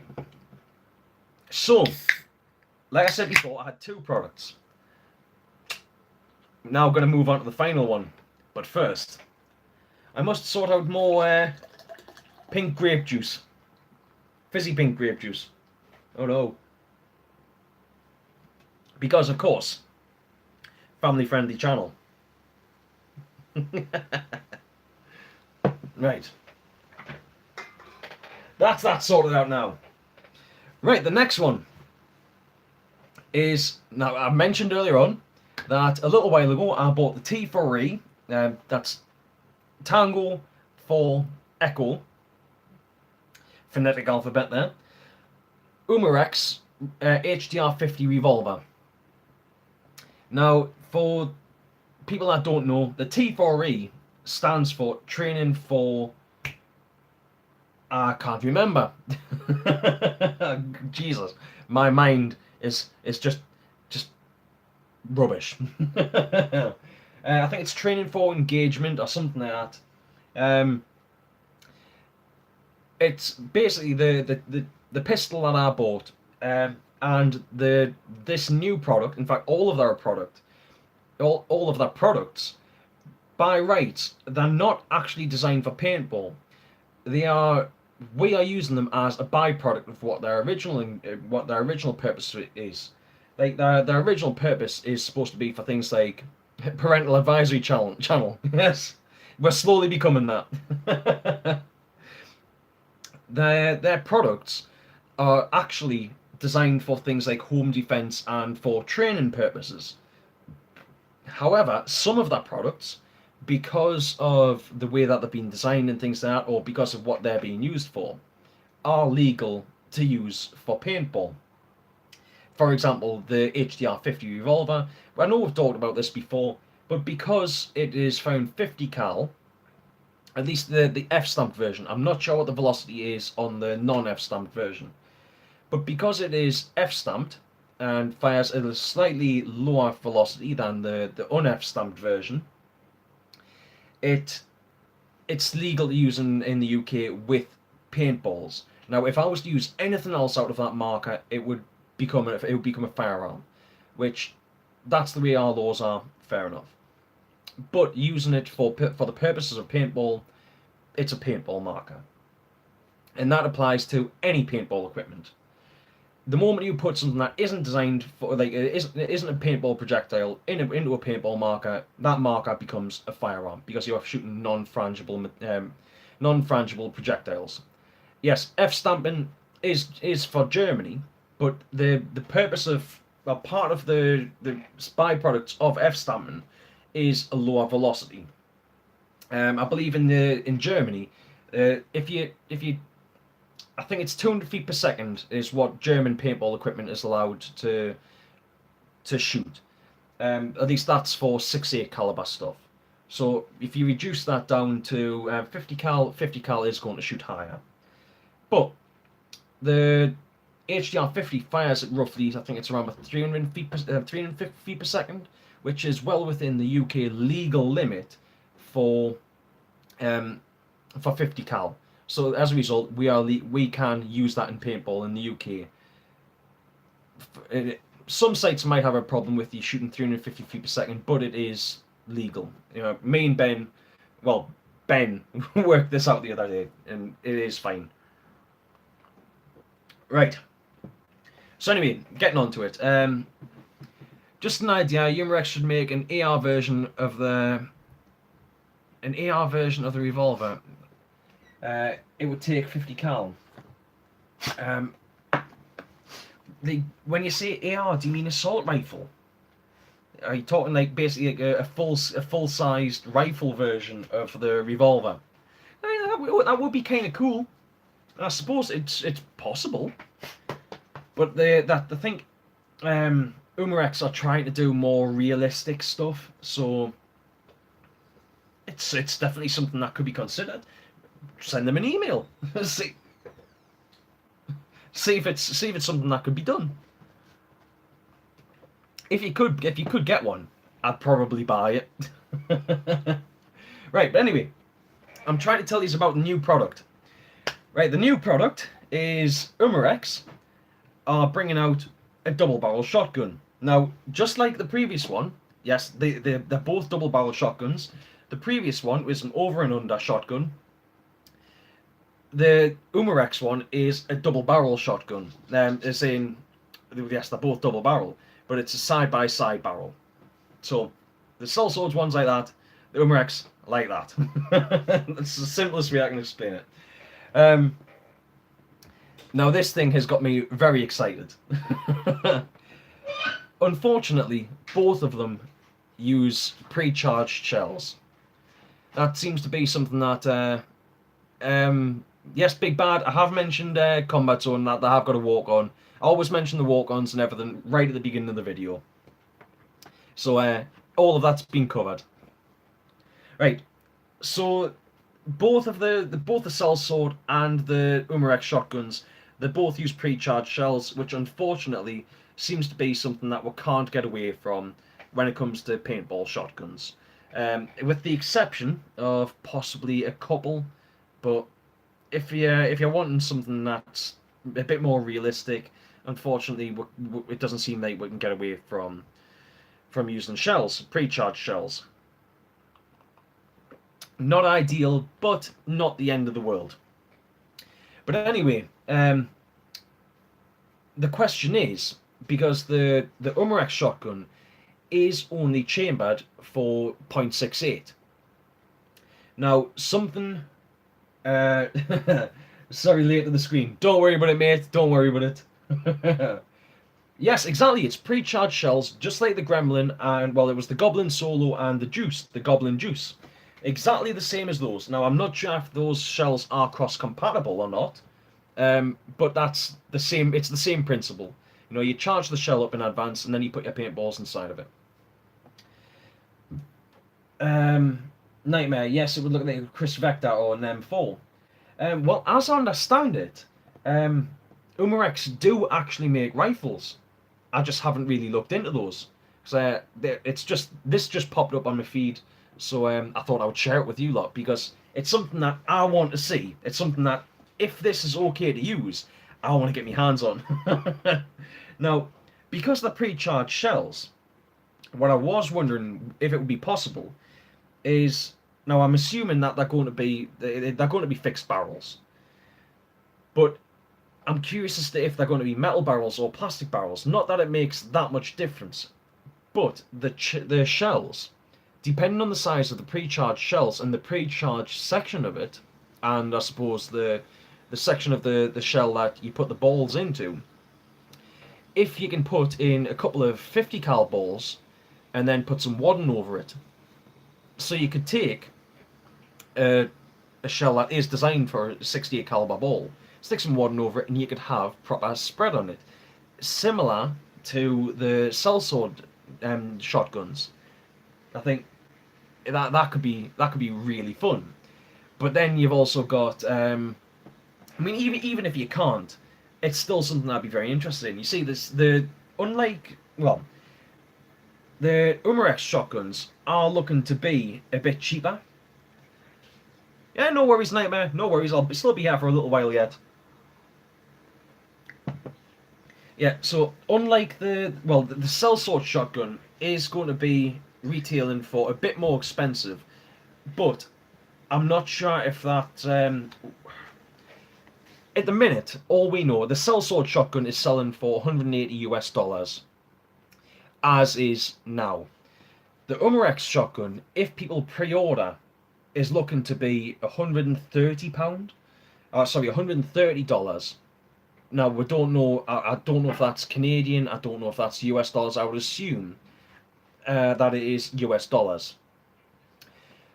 But that's only for pre-order. Now I don't know what you get with that. I think with the sellsword shotguns, you do get some stuff with them, but I'm not exactly sure of what. Chan, yeah, if you're talking about sellsword, I'm pretty sure sellsword is in the US, but I'm not too sure about where umarex is. I think umarex might be Germany, but a lot of places around the world obviously do advertise the stuff in US dollars because that's where a lot. It's like oil. You know, oil's always advertised as being in US dollars because they're one of the big players in it. But so at the minute, it's looking like he might be. The only thing is when I looked it up, the sellsword shotguns were advertised as being 180 US dollars. I just happened to see something. Now it wasn't an official post. It was just that somebody posting up that the umarex shotgun was going to be $130, but I didn't see what kind of dollars those were. I didn't know if they were Australian, American, Canadian, what. But I'm assuming that it's probably going to be US dollars. But either way, the sellsword one would be kind of nice because I could see the sellsword shotgun being kind of slung on the hip, or like reverse pirate grip or something like that. They'd be very cool. But for me, I've for years and years now, I have been a massive fan of the Evil Dead. The Evil Dead series is, and I'm not talking to the TV series. That's great as well, but I'm talking the whole lot, the films and the TV series, even like some of the comics and all that sort of stuff. The Evil Dead is just a fantastic series. It's really fun. I know the first film tried to take itself reasonably serious, but after that they became comedy films, and that's exactly it, Albert. It's this is my boomstick. I want to be able to do that. If I can get my hands on one of those umarex shotguns, and they are legal to use in the UK, because at this point we do not know what the velocity will be on those things. But if they are legal to use in the UK and I can get my hands on one, I will have to see if I can get somebody to make us like the full-on leather harness and the holster thing on the back so that I can sling it on my back. I would even go as far as seeing if I could make up the chainsaw hand. Just obviously it's something that I could put my hand into and have the chainsaw in my hand, but I would have to like effectively cosplay as Ash at events. Now obviously I'm not tall, dark, and handsome like Ash is in the Evil Dead, like Bruce Campbell is. I'm average height, tubby, and ginger. But still, the idea of having like the proper double barrel shotgun, and at first, looking at it, I was trying to work out how it was reloaded because I couldn't see if it was a well, that's a paint chainsaw. Could that be done? Chan, can we make a paint chainsaw? Umarex are based in Austria, Germany. I thought they were based in Germany. Austria, Germany, and the USA. Right, that's it. I thought they were based in Germany, but I wasn't too sure, and I didn't want to say that in case that wasn't the case. But the fact that they're based in Germany stuff makes sense as to why they're having F-stamped equipment, or why they're selling F-stamped equipment straight off the bat. But of course, that does mean that we're able to get some awesome gear for paintball that is F-stamped. So because it's legal in Germany, it's probably going to be legal over here as well. Probably, can't guarantee, but probably. But yes. The idea of a paint chainsaw. Chan, what can we make? I mean, I do have a chainsaw that I could just dip in paint, but I don't think it'd really be fair to use it against people. That'd be more like the Baghead guy from Resident Evil 4. Right. So anyway, but yeah, so I was looking at this thing and I was trying to work out how it was actually reloaded, because looking at it, there's this section not far behind the. Yes, that's it. You've got us thinking. It's not a good idea when people get me thinking. It's I've been nicknamed well.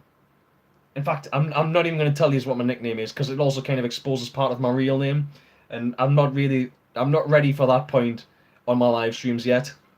Most people that are here probably know my real name anyway, but I'm not going to go down that route.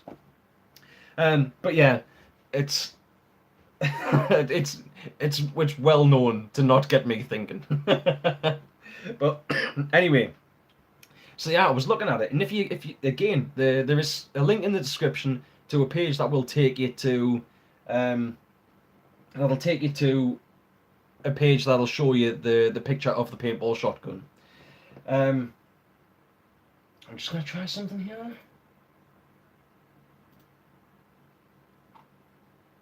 That's a bit better.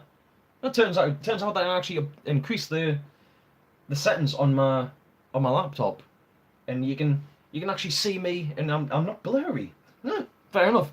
Right, so I was looking at it, and it seems like there was I couldn't work out how it was reloaded, and I was thinking, like, do you have to remove an entire section of the barrel? That does that pop out, or what's going on? Because it looked like there was like two lines on the barrel, as if that entire rear section of the would remove, which was shortly not far behind the selector. But I was watching, and it was people even commenting saying that it wasn't brake barrel. It's like, oh well, if it's not brake barrel, that's kind of a bit of a letdown. I mean, if you had to like remove an entire section of the barrel and then replace it, a bit like the revolver, that would kind of be a real letdown on a double barrel shotgun. And then I came across a video and it was a guy demonstrating it, and it is actually brake barrel. It's brake barrel further down the barrel, but it's still brake barrel. Not yeah, that just makes me so excited. Like I said, I can't wait to if I can get my hands on one of those, providing it's not an absolute fortune. I mean, I'm thinking £100, like $130 on pre-order. Even if it goes up to 150, that's looking at what, maybe about £120 to buy one of these in the UK, and providing that they're actually safe to use. Yes, I am excited, Chan. I am very very excited because I really like running around in District 23 with a double barrel shotgun and my revolver. Have you you haven't you just have an idea of how excited I am about the prospect of doing that? Yeah, I can't wait for that. That would make me so happy. Oh man. The guys from Hobbitland. Currency on the website is US dollars or New Zealand dollars. Ah, I forgot New Zealand has dollars as well. Most primarily advertised in the US as US dollars, as paintball is biggest there. Well, that's it. It is, yeah. My hard on is shown. I, I thought my jama bottoms would hide that a bit better. And yes, send some over, Ben. Send some over. But yeah, I am so excited about the prospect of getting that thing. I just, I've already, as soon as I saw somebody share that up, unfortunately, the page where I originally saw it is have removed it for some reason. I'm not sure why. I'm only assuming because it's not actually designed as a paintball product. But the page that I originally saw it advertised on, they've removed it. But I even confirmed with Paul, who owns Battle Gear. No, I didn't confirm it with him. I asked him about it. If they're planning on stocking that at Battle Gear, and Battle Gear, well, he has said that it's very probable that they will. But of course, as I said, this all comes down to whether or not this is actually going to be legal in the UK or not. Now, depending on what kind of shells it takes and depending on the size of the shells and stuff, I'm kind of wondering if, now let's just say it is above 300 feet per second, so it's 6.8 caliber. means it won't be legal in the UK, unfortunately.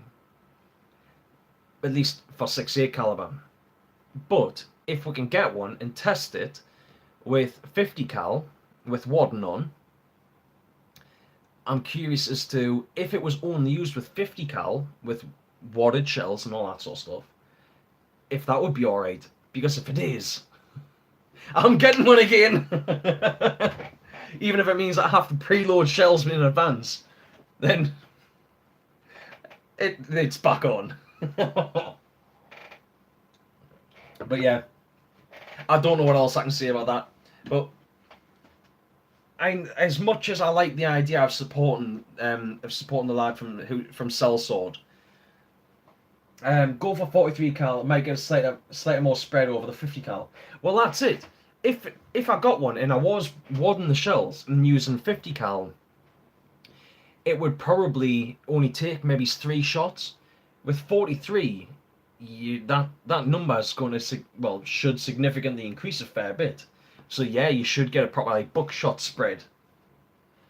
Wouldn't be able to hit shit with it, mate. I'll get close enough to hit shit with it. The thing is, I don't know if people would take the hits. I think in a Magved game, I think they'd be more likely to take the hit. But in a regular game, I don't think people would be willing to take the hit from a 43 cal. Like, if only one 43 cal round hit someone, I don't know how they'd feel about taking it. But I still want one. The thing is, when you look at it, it's even got a tiny little Picatinny rail on it, right at the tip of the barrel. It's the idea, the potential for what I can do with that is just brilliant.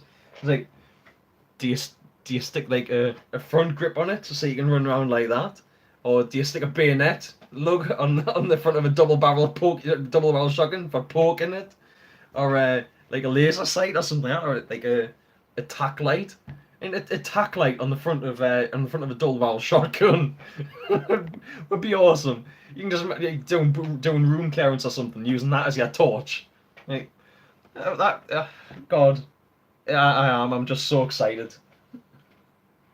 I want to see one. I'm hoping that we can get them in the UK before they get them in the States. Now I know that there's a chance that if people are doing pre-orders, that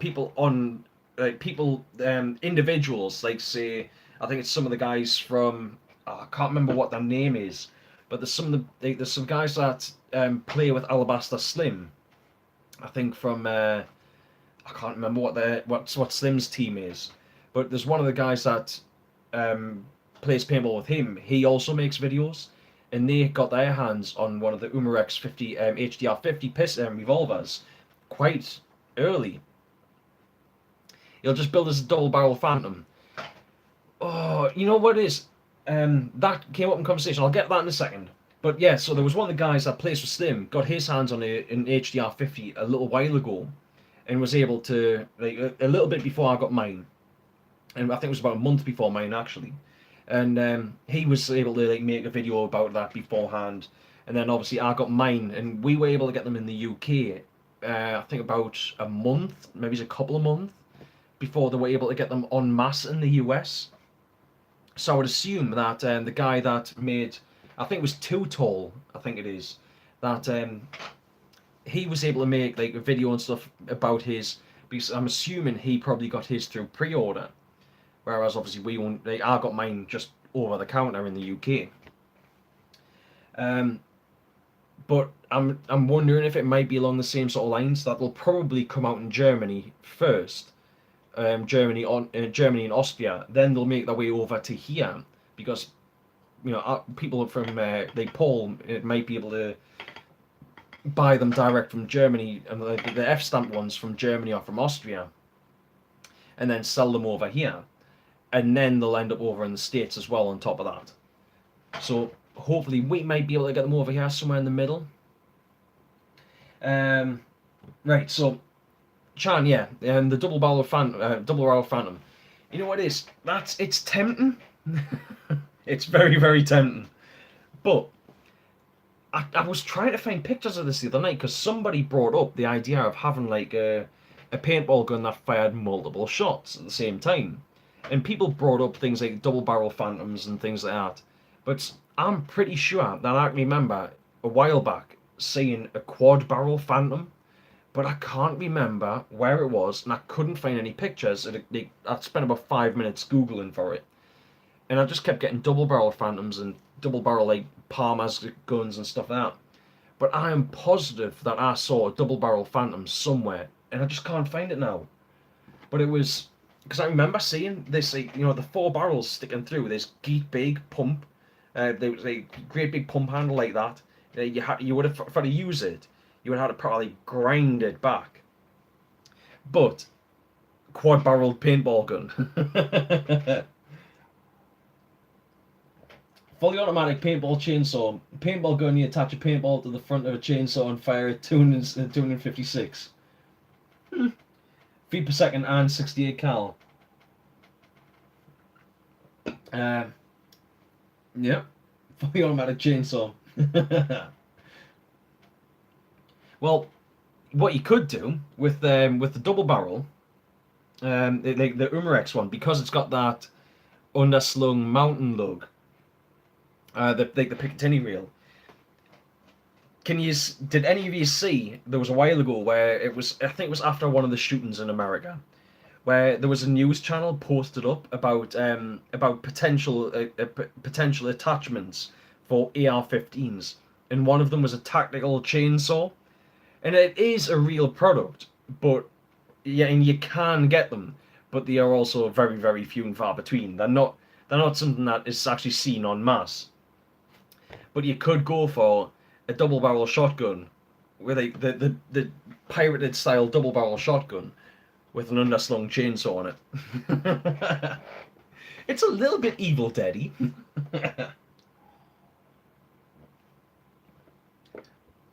Yeah, you've seen the four barrel pump. I knew that's it. I knew I hadn't imagined it. Late 80s, early 90s, there used to be a double barrel pump action that you could double pump for double balling per barrel. It only held 10 shots too. Yeah, you can. I've seen stuff like that with like the Grey Ghosts, like Lapcos, with some Phantoms and things like that. You can get like stock class makeups, stock class markers that are double barreled. The thing is, I have enough problems with one barrel. Yeah, double barrel autococker. Again, I think most markers, or most styles of markers, have been made up at some point like double barrel sorts of things. Because, of course, there's people that want to fire multiple shots. But.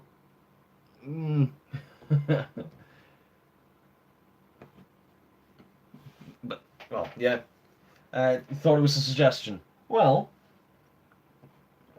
it is also a potential suggestion. Yeah, they've got stuff like the Palmer's Typhoon, what was it, like the Nasty Typhoon or something like that, and double barrel autococker has been done by Dangerous Brian already. Yeah, that's it. There's been a fair few of these sorts of designs out there, and a triple barrel autococker. Well, it wasn't an autococker, but there was a guy, and again, I tried to find pictures of this a little while ago. But there was a guy who used to go to, I think it might have been North versus South, or it was some other big game, where he had like the air tank on his back.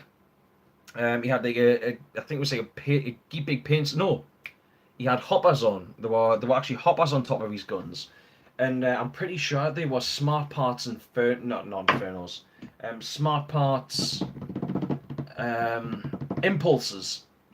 I'm pretty sure they were smart parts impulses, but they had all the trigger grips removed, like all the trigger frames like that, and then they were just mounted together. And he was walking around with them, kind of like I suppose like the equivalent of like a Gatling gun sort of thing. You might revisit the ion wrist blaster. Well, have you still got enough ions to do that? Because it could be done. In fact, I'm pretty sure we can make something pretty cool there. Well, when I say we, I mean you. Was it Dangerous Brian that did the impulses, Ben? Ah, so you'd have to buy an ion. If you wanted to do that, you'd have to buy an ion. You see, I quite like that thing that I think was Al. No, it was the Wolf had shared it, or Wolf had shared it. It was the guy from some paintball game in around about 2009, Terminator Wars in 2009, where he'd um where it was he had a I think it was an ion on a like a wrist harness sort of thing. Yeah, can always use the GOG enemy as an alternative to the ion. The problem is with the GOG enemy is it's not electronic. So the it being electronic means that you can make it cycle a lot easier. I mean, you could effectively you could remove it and trigger from it completely, and you could go for something along the lines of like a touchpad. All you would need to do is modify a glove to have like a touchpad on the thumb and something on the knuckle or somewhere else on the hand. Solder in the wires, and you could touch those two pads together to create the circuit to fire the gun. Whereas if you wanted to go for something more like a full mechanical creation, would probably have to be something along the lines of like a solenoid valve micro switch, which I think would probably be, as silly as it sounds, would probably be a lot more complicated unless you wanted to put something in like a proper trigger. Um, like I think I kind of like the idea of if you did go for a wrist mounted or even a forearm mounted gun, going for like the Spider Man sort of trigger system. So being able to shoot at somebody like that, I think that would be kind of cool. But again, you'd be looking at making like pressure pads or um, well, not pressure pads or like touch pads sort of things. But could definitely be fun. And you know what it is, Chan. If you decide to go for an electronic board with something like a touchpad, I could actually get involved in that and do the soldering. I could make myself useful. All right. Um, Inception Design made one. Uh, right, Ben. There was the one that I'm on about. It wasn't. They weren't cockers that I remember a guy using. They were. There might not have been um, impulses, not impulses. What did I say? There were. I can't remember what they were. But you copied the juice. Yeah. No, the one that I saw were like these. There were these pink. I'm pretty sure they were like. Was it the impulse? Like pink impulses or something like that, or there might have been Vikings or something. But I'm pretty sure there weren't cockers in the pictures that I saw. But this was a few years ago now, and I'm pretty sure it was like it was like a German game, or it might have been North versus South or something, but I can't remember. But I've looked for it for a while, and I just can't seem to find any evidence of this now. That was the thing though. The ones that I saw, they weren't upside down. They were they were mounted the right way up, and then fired like a sort of a Gatling gun, but they had individual hoppers on the top. Um, 2005 North versus South. See, it might have been that. It might be that game, but the thing is, I'm pretty sure. Wait, the ones that I saw, they weren't cockers. They were the right way up, but they were mounted on a plate, so they had the trigger frames taken off. And then, like I said, fixed to a frame so that they could be fired, like like you would see, film stars carrying Gatling guns and things like that. Oh, itchy nose. Ugh. Um, Inception Designs made one. You talking the triple barrel autococker there?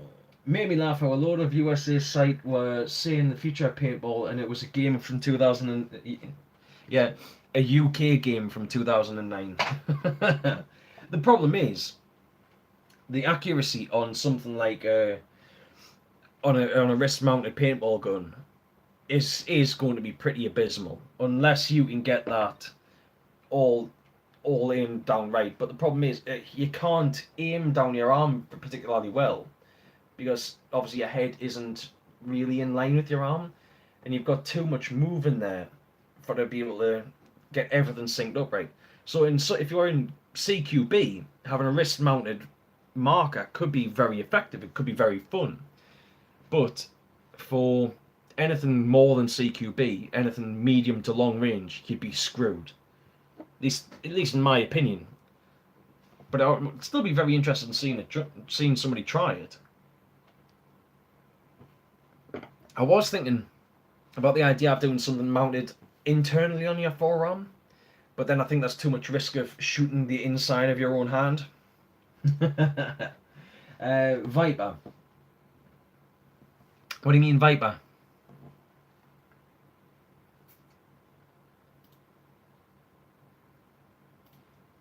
Alright. So anyway, gents, I think we're coming towards the end of the live stream. Thank you once again for joining us tonight. As always, I will be here at the same time, the same place next week. So feel free to drop in and join us again. As always, well, hang on. The gun setup you're on about was it not Stargate vs Star Trek? There was a guy called Borg had a multi-gun setup. It very well could be, mate. All I can kind of remember is that it was 3 pink guns mounted on a plate. They had, I'm pretty sure there was like the macro line was connected up from like gun to gun to gun, and it was just, I'm pretty sure it was all ran off like one big tank, and then had individual hoppers on the tops. But that's all I can remember. If anyone can find us pictures of it though, please feel free to send them over to us, and we'll see what we can. I might find a way to share them with you next week. I might not. But I'm actually thinking this weekend. I talked about it a couple of weeks ago. This weekend, I might set up a Facebook page for my live streams. Well, not for my live streams, but for my YouTube channel.